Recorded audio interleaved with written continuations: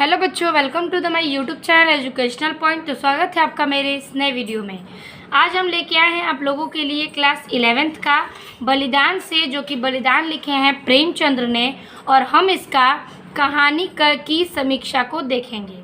तो आज की इस वीडियो में हम बलिदान से जो हमारे यूपी बोर्ड एग्ज़ाम में पूछे जाते हैं क्वेश्चन, उसमें बलिदान कहानी का सारांश या इसके नायक का चरित्र या कहानी की समीक्षा से क्वेश्चन पूछते हैं।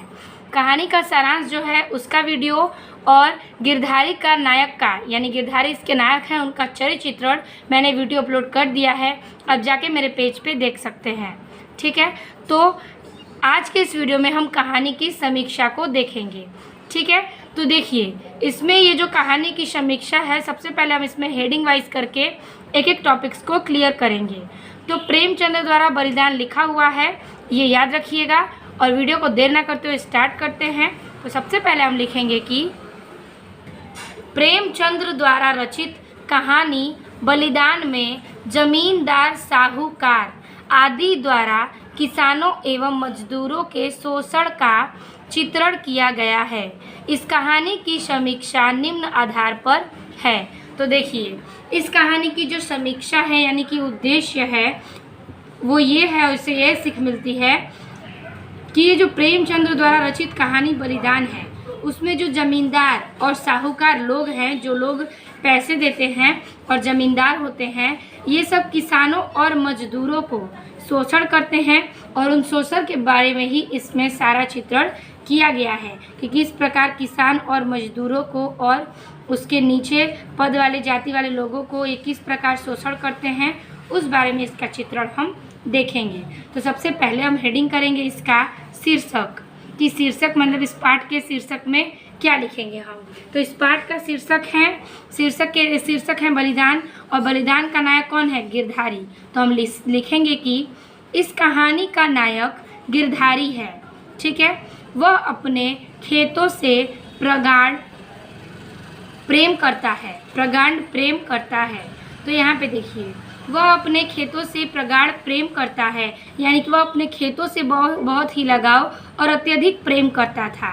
ठीक है, जब खेत साहूकार एवं जमींदार मिलकर छीन लेते हैं, ठीक है, जब खेत को कोई साहूकार और जमींदार मिलकर उससे छीन लेते हैं, तब खेत में कुएं से कूदकर गिरधारी खेतों पर स्वयं की बलि दे देता है।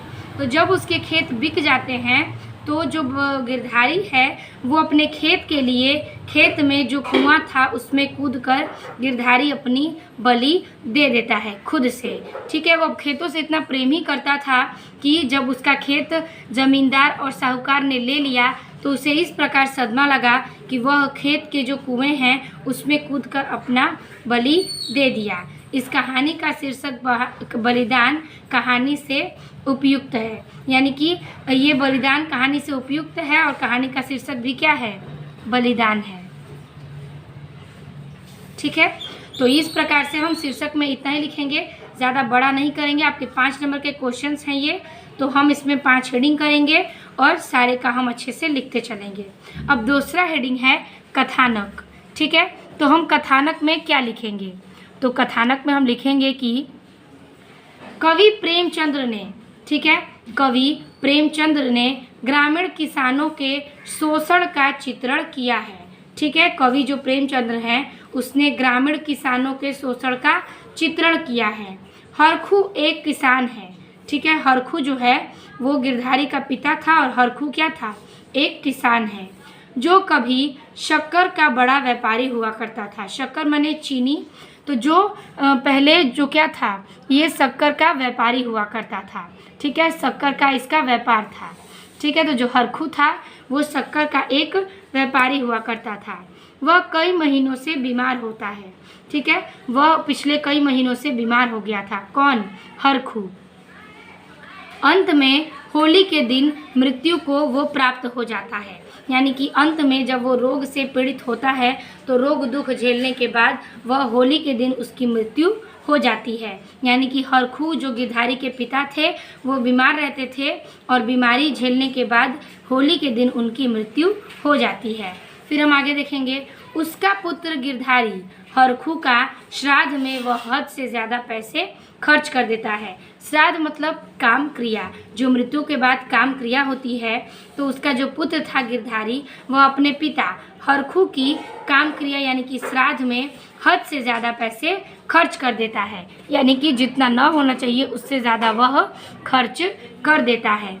धन न होने के कारण ज़मींदार, यानी कि जब पैसे खर्च कर देता है तो कई स्थिति उसके सामने आती हैं और उसके पैसे क्या हो जाते हैं, ख़त्म हो जाते हैं। और धन न होने के कारण ज़मींदार कालिका दिन से ज़्यादा नजराना लेकर ज़मीन दे देता है। ठीक है, तो ज़मीन क्या होता है कि वो ज़्यादा नजराना ले लेता है, किससे, कालिका दिन से, और उसको अपना ज़मीन दे देता है। ठीक है, फिर आगे हम देखेंगे। तो आगे लिखेंगे जमीन पर कालिका दिन का कब्जा हो जाता है।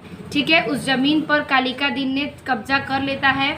कुछ दिन बाद गांव का मंगल सिंह तुलसी बनिए के सहयोग से बैल खरीद लेता है, यानी कि कुछ दिनों के बाद जो गांव के मंगल सिंह होते हैं वो किसी तुलसी बनिए के सहयोग से गिरधारी के बैल खरीद लेते हैं।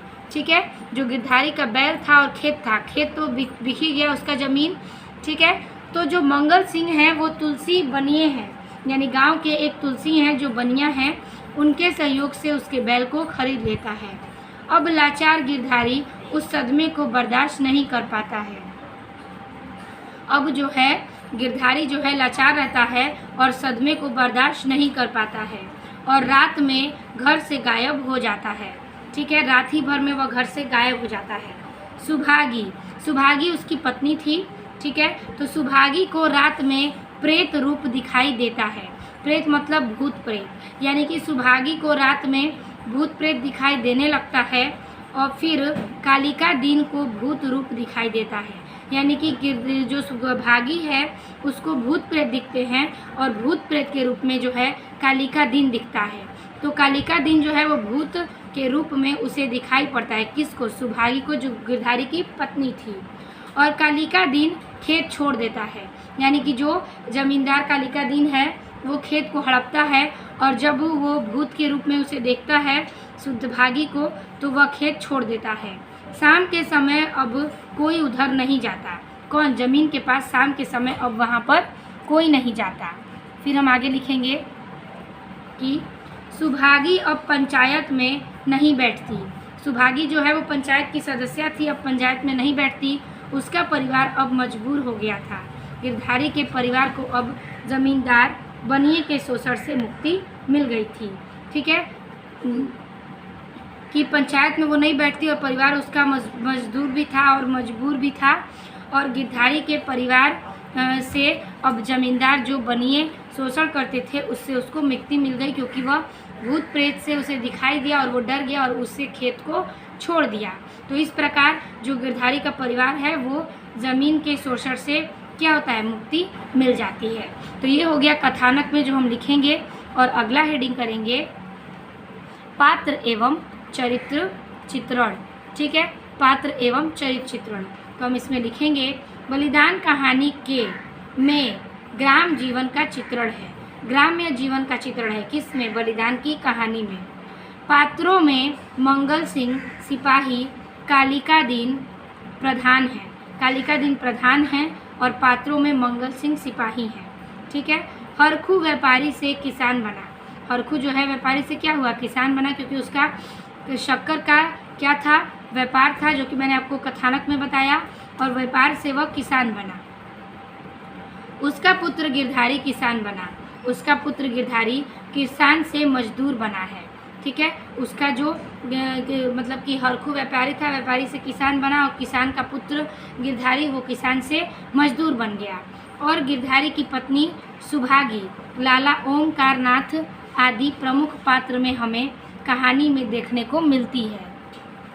तो गिरधारी की पत्नी जो है सुभागी वो लाला ओमकारनाथ आदि प्रमुख पात्र में हमें दिखाई कहानी में देती है, यानी कि इस कहानी में देखने को मिलते हैं। चरित्र चित्रण की दृष्टि से बलिदान कहानी एक सफल कहानी सिद्ध होती है। तो ये पात्र एवं उसका चरित्र चित्रण हुआ कि वो किस प्रकार से क्या क्या बना उसके चरित्र के बारे में। तो ये हो गया इस हेडिंग का आपका इतना लाइन। अब हम देखेंगे अगला हेडिंग। लिखेंगे हम भाषा शैली, जिसमें हम लिखेंगे बलिदान कहानी की भाषा सरल सुबोध और पाठकों के प्रति हृदयंगम है। उर्दू फारसी के शब्दों का बाहुल्य है। वर्णनात्मक शैली की प्रधानता है, कहीं कहीं चित्रात्मक शैली का प्रयोग हुआ है। तो ये थी इसकी भाषा शैली की, किस प्रकार की इसमें भाषा है और प्रेमचंद्र ने कौन कौन सी भाषा इसमें जोड़ी हुई हैं। तो ये सब हम भाषा शैली में लिखेंगे। लास्ट हेडिंग लिखेंगे उद्देश्य, जो कि ये भी आपका 2 लाइन का है। तो उद्देश्य में लिखेंगे समाज सुधार, उपदेश, मनोरंजन, किसानों के शोषण का चित्रण आदि कहानी का उद्देश्य है। ठीक है, ये सब हो गया इसका उद्देश्य। और इस प्रकार कहानी कला की दृष्टि से बलिदान एक सफल कहानी है। ठीक है, तो ये हो गया आपका 5 हेडिंग का लाइन में आंसर। आई होप आपको ये पैराग्राफ समझ में आ गए होंगे। और वीडियो अच्छी लगी हो तो लाइक कमेंट अपने दोस्तों को ज़रूर शेयर कीजिएगा, ताकि उन तक भी ये वीडियो पहुंच सके। और आपको कोई अदर वीडियो अपलोड करवानी है या कुछ हेल्प चाहिए तो आप कमेंट बॉक्स में लिख सकते हैं, हम उसको सॉल्व करने की कोशिश ज़रूर करेंगे। तो बाकी जितने भी 11th के वीडियो हैं आप जाके मेरे पेज पे देख सकते हैं। चैनल पर नए, चैनल को सब्सक्राइब कीजिएगा। मिलते हैं आपसे इससे और बेहतरीन और अगले वीडियो में। तब तक के लिए धन्यवाद।